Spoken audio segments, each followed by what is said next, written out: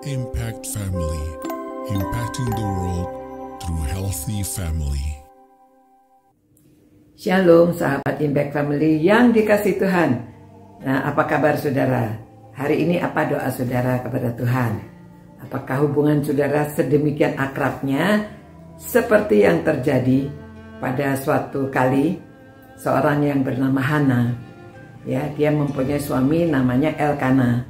Dan Hana ini sudah menikah lama, tidak punya anak. Suaminya mengambil istri lagi, ya, Penina. Setelah ambil istri yang kedua, istrinya itu punya beberapa anak. Nah, karena memang ini persaingan antara istri-istri ini, Hana merasa dia direndahkan, ya.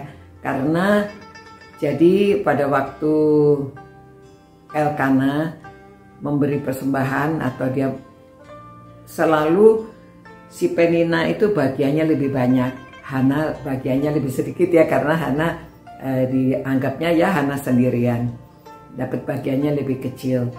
Dan juga dia merasa ya memang pada zaman itu kalau seorang istri yang tidak melahirkan itu kan seperti suatu aib, jadi direndahkan sama orang, khususnya apalagi ini madunya ya. Nah, maka sedih hatinya Hana.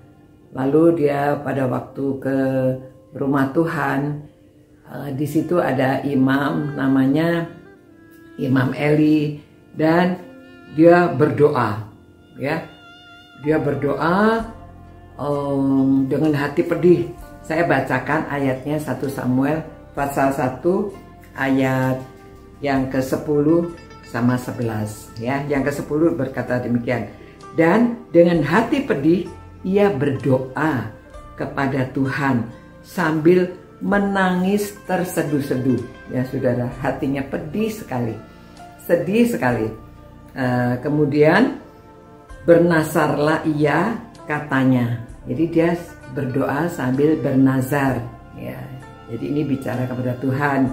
Dia katakan, Tuhan semesta alam, ya, Allah yang maha kuasa, Tuhan semesta alam, jika sungguh-sungguh engkau memperhatikan sengsara hambamu dan hambamu ini, dan mengingat kepadaku dan tidak melupakan hambamu ini, tetapi memberikan kepada hambamu ini seorang anak laki-laki, maka aku akan memberikan dia kepada Tuhan untuk seumur hidupnya, dan pisau cukur tidak akan menyentuh kepalanya.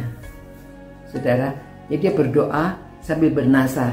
Kalau dia dikasih anak laki-laki, diserahkan untuk Tuhan seumur hidupnya, ya, dan tidak dicukur, ya, tidak dicukur. Mungkin tidak dicukur, tapi boleh mungkin digunting ya. Kalau seumur hidup rambutnya panjang banget ya. Nah, saudara-saudara, karena dia berdoa, bernazar, memang Tuhan mendengarkan, dan akhirnya dia mempunyai seorang anak namanya Samuel. Ya, nah ini terjadinya. Lalu Samuel diasuh oleh dia sampai dia sudah lepas disapih.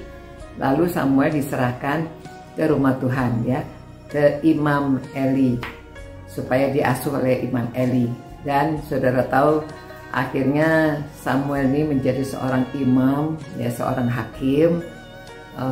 Jadi dia tenar sekali dan dia memimpin bangsa itu sebagai seorang hakim.